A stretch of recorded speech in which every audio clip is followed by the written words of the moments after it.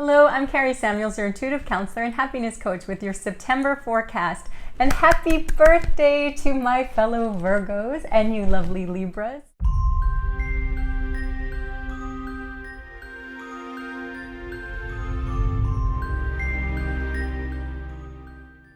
So September is a soulful month. This brings a lot of spiritual energy, a lot of spiritual lessons. We actually have some intensity ramped up a little bit this month. I know, right? 2020. This is our final stretch, if you can believe it, and we have a lot of opportunities to gain spiritual mastery. So in September, this is the month where we go back to school and we start a lot of training or lessons or education. This is the time when we had our fun in Leo. We did our summer things here in the Northern Hemisphere, and even if you were in the Southern Hemisphere, Leo brought some more extroverted energy and fire. Well, now we're back to Earth. We're in Virgo season, and Virgo is all about Earth. Virgo is a practical sign. So this is about really synthesizing and taking everything you've been learning from throughout the year, and you've been learning a lot, and synthesizing and integrating it and bringing things back to Earth, really discerning how you can take what you learned and make it useful for you, make it practical for you. If you know the symbol of Virgo, it's the Earth Goddess, and she is holding wheat, right? Which is a little bit ironic because a lot of health-minded Virgos are gluten-free, so including myself. But Virgo is all about the harvest, right? And archetypically, Virgo comes during autumn. Now, even if you're in the Southern Hemisphere, it's the archetype of autumn when the leaves are falling off the trees and there's this sense of stillness. So when the leaves are falling off the trees in preparation for winter, there needs to be a conservation of energy. You need to really only take with you what's useful. And that's what Virgo teaches you, how to synthesize everything that you've learned and make it useful for you, make it practical. And there's this sense of letting go what's not important. Virgo offers you the art of discernment, discerning what is nourishing for you and what is no longer necessary, what you need to let go of so that you can harness your energy, gather your energy for what's useful and what's important. So this art of discernment is really going to come in handy now. In this digestion, Virgo actually governs digestion, the physical act of digesting. I know, that's so glamorous. And so Virgo teaches you how to digest all of the energy and all of the information and make it something that you can use that's actually nourishing for you. And this archetype of the Virgo goddess, the Earth Goddess, the maiden, it's really about that goddess is really a symbol of a woman who is complete upon herself, who needs nobody else in order for her own well-being, in order to give her information. So that you're really learning right now how to listen to your intuition, how to listen to what's inside of you and discern what is nourishing. And this has definitely been a year that has been confusing. There's a lot of chaos and there's a lot of noise out there. And I hear a lot of people saying, I don't know what to believe anymore. I don't know what my purpose is anymore. Or this used to be important for me and now it no longer is. Now we're in this 4 universal year. And what the 4 teaches you, now 4 is also associated with earth and grounding and getting real and practical. It's about the practical material things.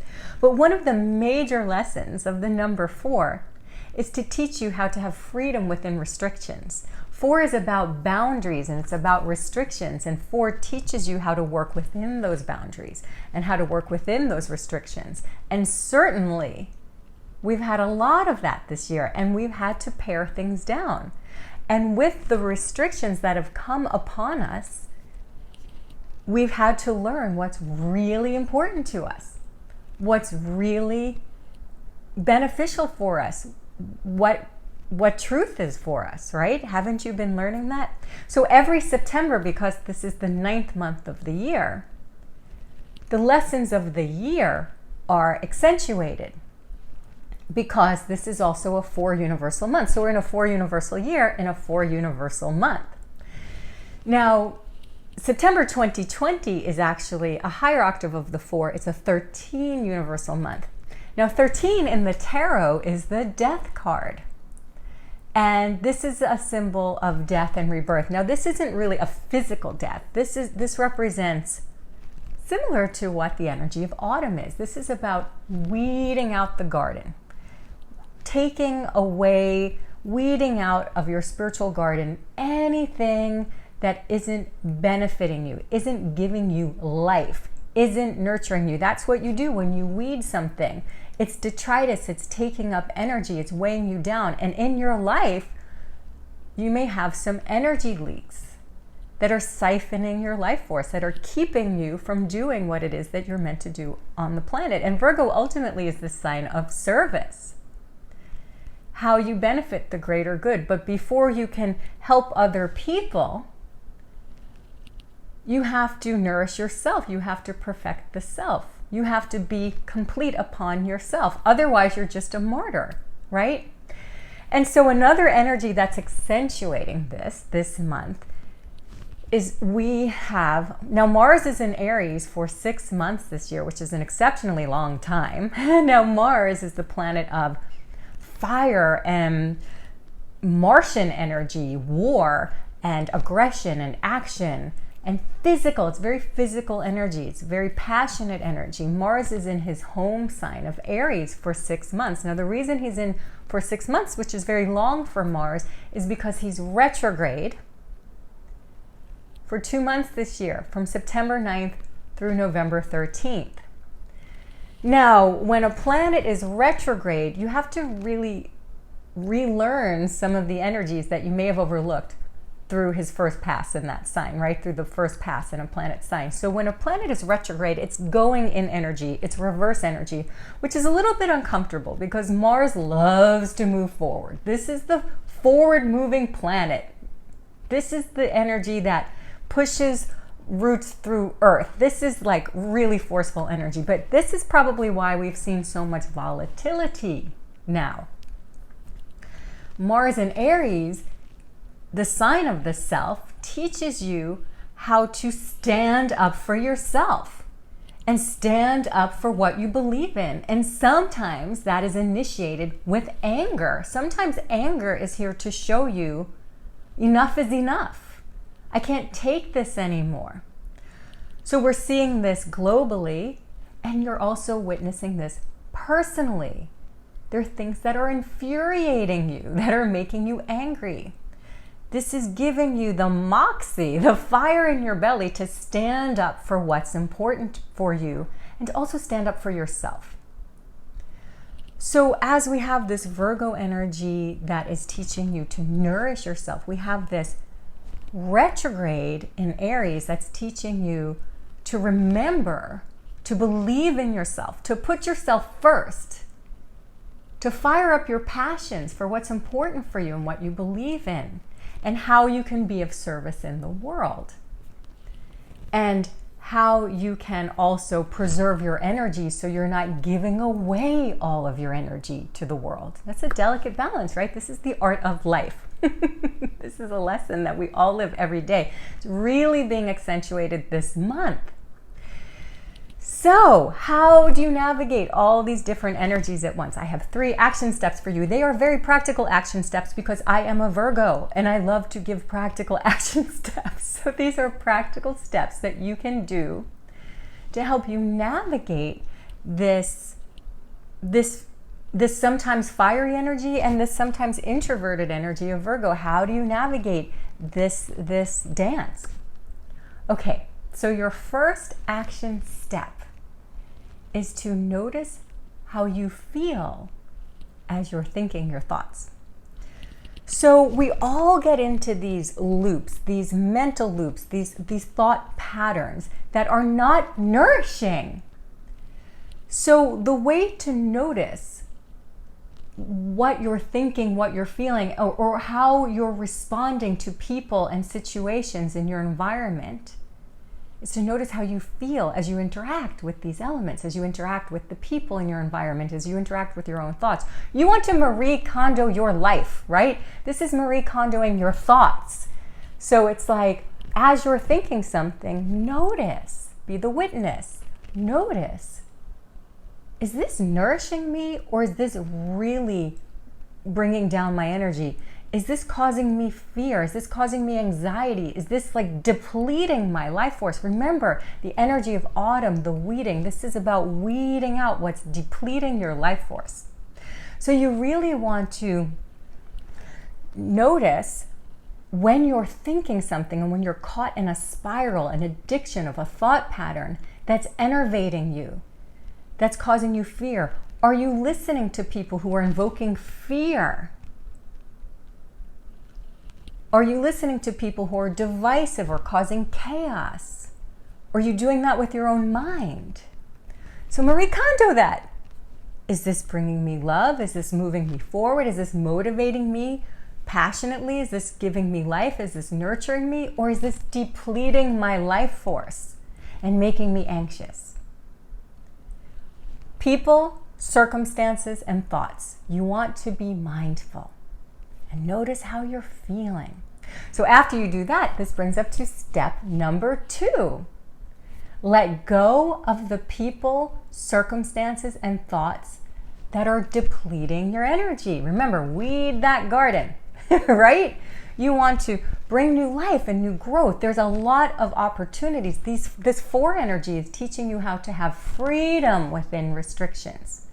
When you pare down what's important for you, when you let go of the people, the circumstances, the thoughts that are bringing you down, that are bringing you into chaos, that are bringing you into those energy drains, when you let those go, you can garner your energy and use that towards what you're passionate about, what's going to bring you life, what's going to bring you growth, what's going to help you flourish and be creative and bring you love and bring love to the world.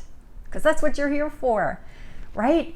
So be brave about letting go of the people, thoughts, and circumstances that do not nourish you. You can feel that life force energy leaving you. So you have to take that back by cutting that off, cutting off those life enervating situations, circumstances, and people, and bringing back your life force. So be very deliberate about that. Now, your 3rd action step is to tune into nature. So this is different than just being in nature. Tuning into nature, Virgo is all about the details, the earth, the finer things. There's so much chaos out in the world. You need to bring calm into your being. And nature is a calming, grounding force. And one way to discern what's good for you, what's real for you, is to be in your body. When I teach intuition, the foundation, the very first step is about being in your body. The chakras are about, you start with the root chakra. Trees need to ground themselves before they elevate to the light. So as you tune into nature, you're tuning into the order of nature, the beauty of the world. So listen for the birds. Look at the birds, the squirrels, how they go about. They're gathering their nuts right now and they're adorable. Puppies are always lovely. As the wind blows, as the breeze happens, feel what that's like on your face, or notice how the leaves shimmer. Notice how the light changes. There's so much beauty to tune into in nature that can really nourish your spirit, ground you, and get you back in your body. This is where your intuition is. It's not just all out here. And I feel like we're all being pulled outside of ourselves because there's so much outside of ourselves that's pulling us. So come back into your body, by tuning into nature, tuning into your breath, tuning into the animals, the birds, the trees, the flowers. And by doing that, you appreciate them. And the earth needs our love right now. And you can receive love from the earth in return. Now, I know that if you do these 3 steps, you're going to navigate this dramatic energy that's coming our way with some grace. And I am wishing you an absolutely spectacular, soulful, sensational September and beyond. Lots of love. Bye for now.